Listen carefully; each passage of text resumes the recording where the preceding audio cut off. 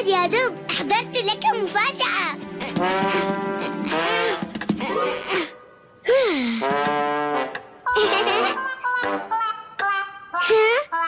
أحبت هذه البيضة وصفك.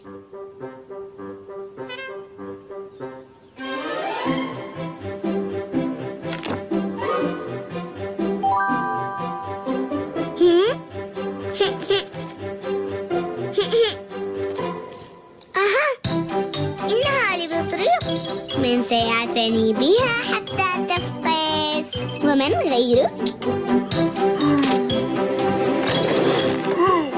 احذر، يجب أن لا تكسر البيضة، وأنت يجب أن تكسر البيضة وتخرج، وأنا سأذهب وأعود. تمام؟